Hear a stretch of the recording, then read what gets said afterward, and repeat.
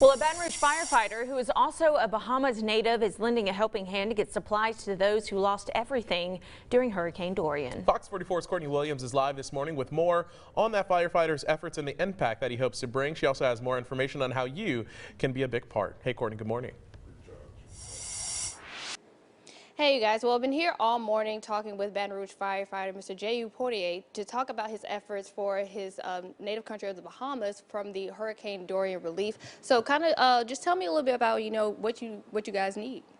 At this point, we're going to need storage bins to kind of get this stuff sorted.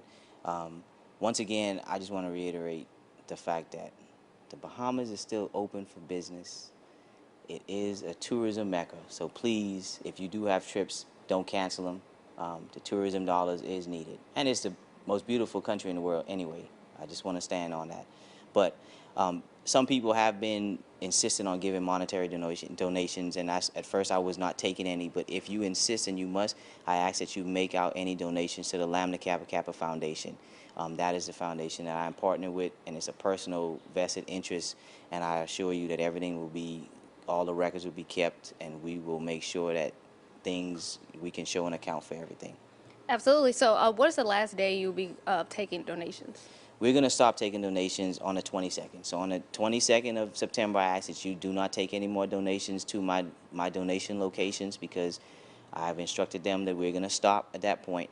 But it's only because I need the time to go ahead and get stuff organized and packed and prepped for shipping. However, my number is there. If you need to reach me, call me personally, and I'll see what I can do if there is something that you have. All right, awesome. So for all the drop-off locations, you can definitely check out our website. We will be posting that to our website very soon. You can check it out at brproud.com, or you can go to our free BR Proud app for all the information about items that are needed and those drop-off locations. But for now, reporting live here in Baton Rouge, Courtney Williams, Fox 44 News.